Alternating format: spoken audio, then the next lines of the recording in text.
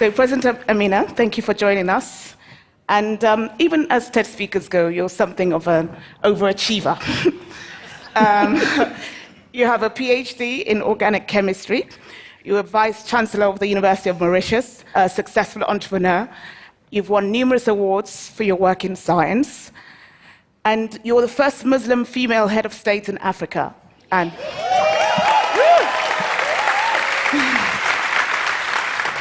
And of course, you're no stranger to the TED Global stage. You gave a talk in 2014. Did you have any political ambitions at that time?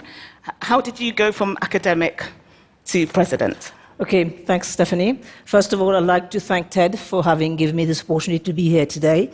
And I would also like to thank the government of Tanzania and the president and for the welcome. And also I'd like to thank the contribution of our consul, Mr. Rizvi, who is here, has been very supportive for all our study, for our stay here. Now, to answer to your question, did I have any ambitions in politics? The straight answer is no. I did not choose the world of politics. The world of politics chose me. So here I am. So was there ever anything in your journey that ever made you think that one day you would become president of your country? Did you ever imagine that? Absolutely not. And I think the journey started immediately after TED, actually. And when I went back, a journalist called me and said, you know, your name has been cited for the President of the Republic. I said, ma'am, you must be mistaken, because I have no ambition whatsoever. She said, no, it's very serious. So can you come and tell me this in the form of a declaration? So okay, you come. So, of course, as good journalists go, the next day I see my TED picture, and with my name, AmeenahGuribFakim, for president, a very small interrogation mark. And people don't see the interrogation mark, they just see my name, and they see my picture. And that was a sounding board. And again, as you have just said, it was a very interesting scenario, because it was a scenario where they wanted to have somebody who was credible, had this political neutrality, and at the same time was from a minority, because Islam is minority religion in Mauritius, because in Mauritius we stratify people's origins by virtue of the religious belief. And I was a woman. So this made it all very interesting. So there we go, and this whole campaign started, and then people said, why not? Now, this is very important to note, Stephanie, because normally the president is elected after the election. And here we had a scenario where the name of the president was flagged before the election process, during the campaign. So when people voted, they knew that at some point they would have this Muslim woman president. Does it feel significant to you as a woman to be the first female president of your country? It's important for many reasons. I think, obviously, you just mentioned the terrible statistics of 2 female presidents in the whole of Africa. But more importantly, I think it's important, also coming from the background I come from, and background, I mean not ethnic, but more academic and entrepreneurial, to be there, to be that role model for that little girl growing in my village, to say, yes, it's possible. It's possible.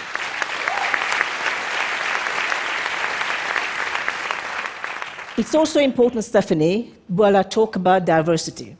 Diversity in the widest sense of the word. We've seen that whenever there was diversity, whenever there was openness, whenever there was dialogue, this was the time when societies have been most productive. When we talk about the Arab Golden Age, we cannot not think of Ibn Sina, Al-Haytham, Averroes, Maimonides. This was the time when cultures, religions, they were talking to each other. They were at peace with each other, and this was a time when they were highly productive. So I would say, bring down these walls. Absolutely, absolutely. And virtual or otherwise. Let's also talk about another kind of conflict area, which you straddle quite interestingly as a woman of faith and also a scientist. You know, faith and science seems to be at loggerheads. It wasn't always so, but I'm interested to get your thoughts on how you reconcile both and how they coexist for you personally. They're not mutually exclusive.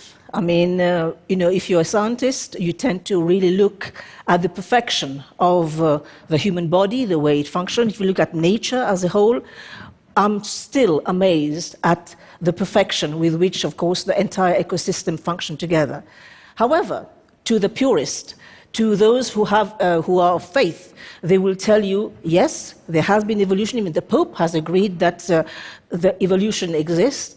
But there's always the question as what came first? What came before this? When we talk about all the various strata of evolution, we'll always be asking the question, there must be something before. So I am of the opinion that, yes, there is this great spiritual force which is guiding the process. And things like this don't happen by chance. Now, whether you call it religiosity, whether you call this great spirit by any name, Brahma, Allah, the Holy Trinity, you name it, but I still think that these two are not mutually exclusive. They can still coexist with each other. So let's move to one of your passions, is science. You've made no secret of that. And you've always been passionate about science. I read that when you were a very young girl, you went to a career guidance counselor and told them you wanted to become a chemist. And they said, no, it's for boys. Boys do science. Did that make you even more determined to study science and to succeed in that field? I mean, how did you respond to that? Well, to begin with, I must say, before I came to that careers guidance officer, I had great teachers who motivated. And this is something that I'd like to draw attention again to our education system. We have to do away with this rote learning. We have to ensure that we drive this curiosity in the child, and they need to be curious. And if we want to move along the line for them to become great scientists, they need to become more and more curious into everything they do. So exactly, I went to see the careers guidance. He looked at me and says, girl, what do you want to do? I said, I want to study chemistry. Well, you should not be studying chemistry because this is for boys. And the next thing, when you come back, there'll be no job for you. Right. So I went back home, and of course I have a great cheerleader at home, who happens to be my father. He said to me, what do you want to do? And I said, what did he say? I said, this is what he said. And he said to me, what are you going to do? I said, I'm going to do chemistry. So there I was. And one thing I always say is that one must always follow your heart. Absolutely. And my heart was always in chemistry. I did what I was passionate about, and I thought at some point that I had developed this thinking that if you're passionate about what you do, you will not have to work a single day in your life, until I realized it was Confucius who said that.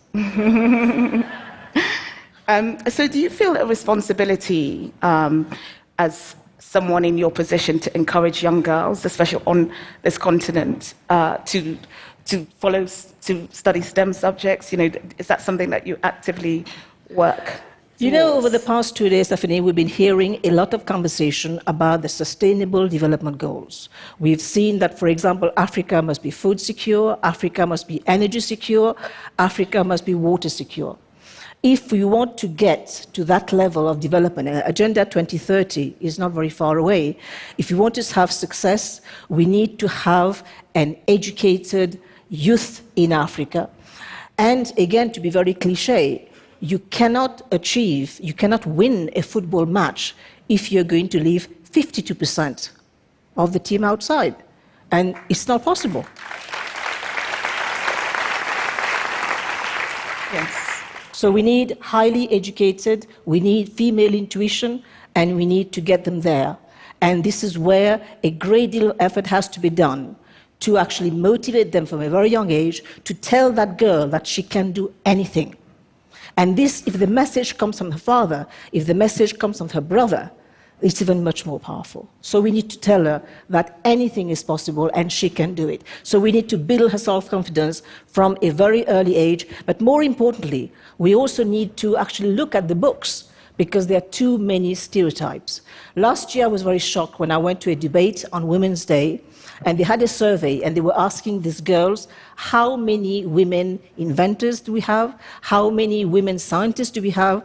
And you'd be shocked that hardly anyone knew that Ada Lovelace was there behind computer science, that Marie Curie still remains iconic with 2 Nobel Prizes. So there's a lot of homework to do to actually to remove all these gender biases at a very young age, instill that confidence in that girl to tell her that she can do as well, if not better, than her brother. Yes. Thank you. So let's move on to an area that I know that you've been very active in, which is the issue of biodiversity. You've been quite clear that this is an area that Africa must embrace. We have an abundance of rich herbal traditions and plants that could be developed into a big pharmaceutical industry. Can you tell us a little bit how you've been using your expertise to harness growth in this area? Thank you. Yesterday I was listening to one of the talks, and it was the talk about the need for Africa to turn into a knowledge economy. Africa has got very rich traditions. Sub-Saharan Africa, Southern Africa, has got over 5,000 medicinal plant species, not harnessed. And in fact, in that TED talk I gave in 2014, I came out with one sentence: biodiversity underpins life on Earth. And if we don't look after this biodiversity, if we don't protect it, if we don't actually harness it in the right way, we are threatening our own livelihoods on this planet. And when we talk about the contribution from countries of the North to the Green Fund for the protection of our planet, it is not charity. It is to ensure our own collective livelihoods on this planet. So this is something that must be addressed. Now, again, when you talk about getting this biodiversity of Africa working for us, you'd be shocked to know that out of the 1,100 blockbuster drugs that we have on the market, only 83 come from African plants. Why this is so? Because we are responsible. Us Africans, we don't value our own traditional knowledge. We don't give it the same status as allopathic medicine. Look at what China has done. China has given the same status for traditional Chinese medicine as allopathic medicine as from 2016. Our governments, our people have not documented, have not taken this knowledge seriously. Now, if you want to get serious about Africa becoming a knowledge country, an acknowledged continent, this is something that we need to address very seriously. We need to start documenting, we need to start codifying this knowledge, and unfortunately, we are racing against time because tradition in Africa is that the transmission has always been oral. So we need to get our act together and make it happen. So there's really a sense of urgency around this. Yes, yeah. Yes. And have you done anything yourself in respect to documenting some of these? Right. I definitely did. When I started my career in academia, one of the first things I did was I documented precisely these plants. And I tell you one thing, it was not perceived to be very serious, because here I was, a synthetic organic chemistry, going out there, talking to these grandmothers, documenting their recipes. I mean, seriously, you can't be serious when you start bringing weeds in the lab and say, we're going to be working on these and we're going to get results. So it was really, again, a race against prejudice, to try and, take people's, bring them to the table and say, look, this is very important. But I'm glad I did, because by that time you start developing a crocodile skin, especially when you're a woman in the lab doing different things. You become suspect. So I documented it. I'm very happy I did. And now, almost 20 years since that documentation, it now constitutes prior art, and it's now very well documented at WIPO, and it is now the information on which, subsequently, my company actually started working on as well. So I watched you in the makeup room taking selfies with the makeup artist, and just being generally very accessible. And it strikes me that you're not the kind of typical big man African leader. You seem very. You just demoted me. You called me a man. I mean, the style. Your style seems to be very accessible and quite unassuming. And so is this?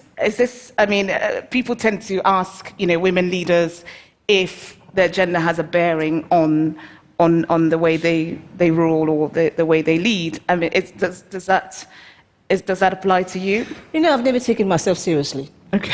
I still don't. I still don't. Yeah. And I don't think that you should take yourself seriously. You need to have trust in what you can do, have confidence in yourself, and give yourself a set of goals. and just work towards them. So the goal I've given myself is that, okay, I'm leading my third life because I've been academic, I've been entrepreneur, now I'm here. I'm hoping to have a fourth life. So put these to work for the continent. And this is why I have chosen to give my voice to so many initiatives that would help the youth of Africa become tech-savvy, become science-savvy. Because, as I said earlier on, up until they get to grips with science, with whatever is around media, technology, you name it, all calls for a good grounding in science, technology, and innovation, I think we'll be here 10 years, 20 years down the line, having the same conversation. Okay. Let's talk quickly about the challenges of leadership and governance. It's hard to ignore that there's corruption in this continent with some of our leaders. How have you confronted that in your role? And what experiences can you share with us around this issue? We've had corruption. I mean, corruption doesn't exist only in Africa. Where there is corruptee, there's a corruptor, right? There's always it's always a two-way process. We have focused in my country. We are working very hard towards doing something about the corrupt. But there have been also great people in Africa. Why do we always focus on the negative? Why don't we talk about what you bring on board, for example, the great quotes of Nelson Mandela that had said, his legacy is still very much alive. We have people even in Tanzania. We've had Julius Nyerere, we have Nkrumah, we have Kenyatta, we have all these people who have been champions of Africa. I think we need to take pages of their book and see. In fact, Julius Nyerere himself had been a great advocate for science when he said that science will make deserts bloom. So these are some of the founding fathers of this continent. We need to take pages from them and move ahead. Thank you very much, President. Thank you so much.